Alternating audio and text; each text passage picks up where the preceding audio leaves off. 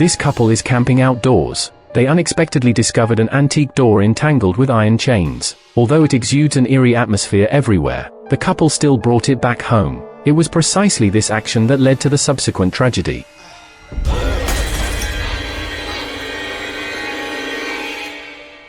After wife Kelly and husband Jack brought the door home, they repainted it.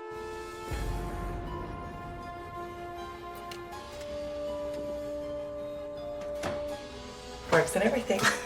But ever since they installed this door, strange things started happening in the house. First, Kelly kept seeing a little girl who scared her so much. Then their son started having strange nightmares.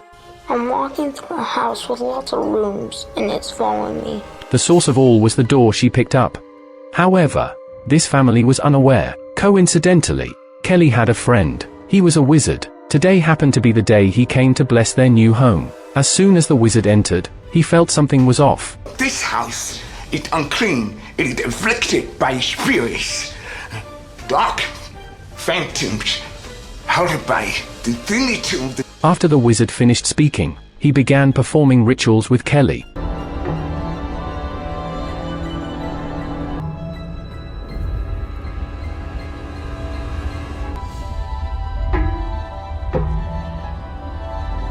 When the wizard arrived at the wardrobe, he felt an evil aura emanating from the door. The wizard used his magic to temporarily suppress the evil spirits inside the house, and advised Kelly to throw away the door as soon as possible. When Jack returned, Kelly asked him to dismantle the door. Strangely, the door wasn't easy to remove. A nail was stuck inside and difficult to pull it out. Since they had to go to work the next day, they decided to deal with it over the weekend. The next day, Kelly had some free time and went to the library. She had just moved to this small town, wanting to learn about any peculiar legends in the town, as well as any clues about the door. The librarian was very enthusiastic, and told her many stories about the town's past. One event from 20 years ago was the most peculiar. Back then, every year in the town, children would inexplicably go missing. Many such incidents occurred consecutively, and none of the missing children were ever found. Kelly, being sensitive, immediately told Jack about it when she returned. Jack didn't care at all.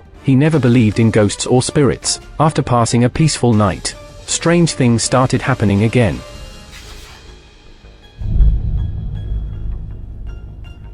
Maybe this weekend.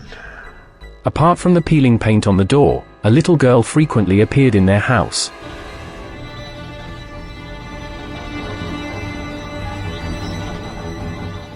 One day, Kelly found the address of the last missing girl from 20 years ago at the library. Driven by curiosity, Kelly visited the family at that address, hoping to find out if it was related to the door. The woman at that house told Kelly that the root cause of all these strange occurrences was an abandoned mansion. The house had been abandoned for years, but every story about a missing kid led up to that house.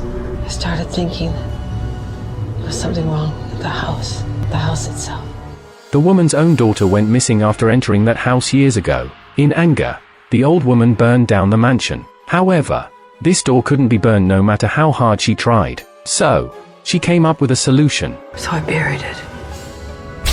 And I buried that door 8 feet underground. And I threw the key in the pond. I went back the next day, and that door was standing in its place. Straight up like an oak.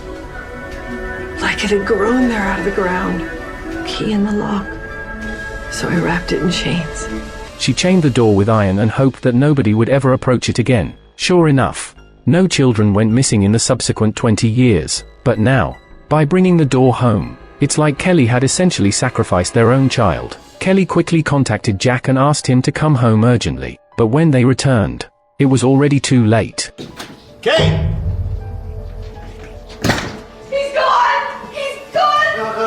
Jack called the police, but they had no clues, and the couple fell into deep despair. Suddenly, Kelly thought of someone, her wizard friend. Even though Jack didn't believe in all of this, he was willing to give it a try. It was their last hope. After the wizard arrived, he said there was still a glimmer of hope, and he was willing to give it his all. But he needed the couple's help. The first step was to dismantle the door and take it back to its original place.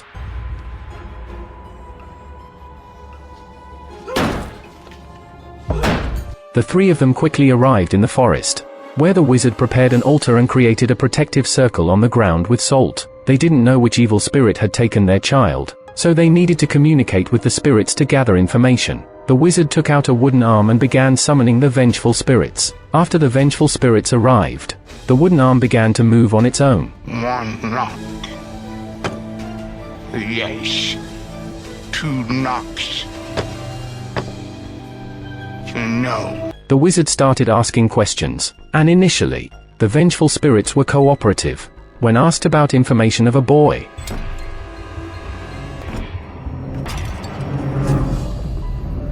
the spirit communication failed, and the wizard had a backup plan. He took out a special device resembling a receiver that could capture the voices of ghosts, while there were too many evil spirits around. In the next moment, the evil spirits took control of the receiver and lifted it up, and destroyed the device. Now the wizard's artifacts are almost run out. Only remains the last spirit board. The wizard instructs the couple to place their hands on their son's toy. Then, a new round of summoning begins, as the wizard seeks to find out which evil spirit took their child. As long as he knows the name of the evil spirit, he can communicate with it, but these mischievous spirits don't take the wizard seriously at all.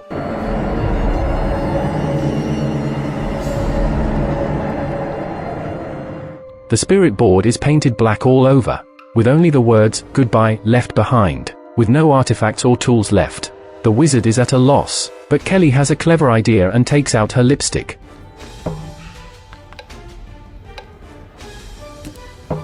This is their last chance. Wizard is no longer soft-hearted.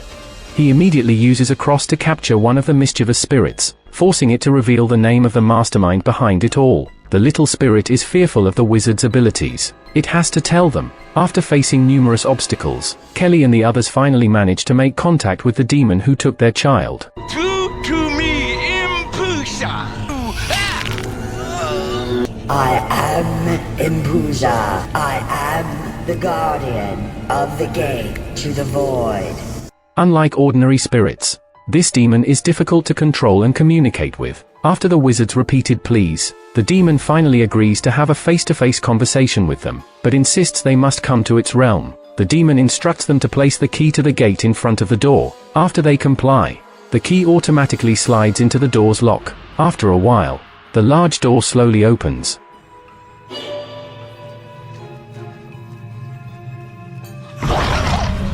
This group of children are the missing children who were taken by the demon over the past 20 years. The demon gestures for them to enter.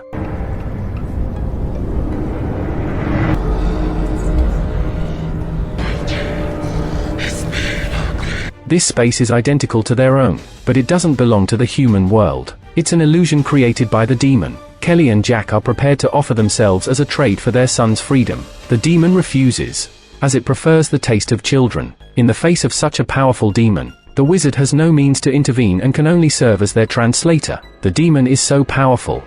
Nevertheless, the demon didn't choose to take Kelly and the others on the spot because it wanted to make a deal with them. The demon had a task for Kelly and Jack to accomplish. The demon promptly presented its conditions and signed a contract with the couple. As long as they fulfilled the task specified in the contract, their son would be released. For the sake of their son, although reluctant, they had no choice but to sign their names on the contract. The demon was true to its word and returned their son to them. The wizard emphasized that they must not violate the terms of the contract, as the consequences would be severe. The conditions specified in the contract were very challenging for the couple, since they had no choice but to reluctantly carry them out. Early the next morning, they decided to leave the house. Kelly took her son and left first. While Jack had something to do, they didn't discard the door.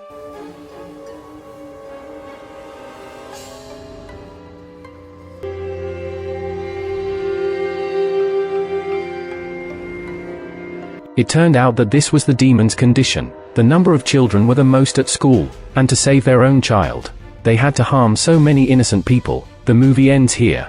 A low-budget horror film, telling the story of a family that discovers an ancient door in the wilderness, only to find out it is a gateway to hell. The entire plot of the movie is unique yet relatively simple, making it suitable for casual viewing. Alright, that concludes this episode of the video. See you in the next movie.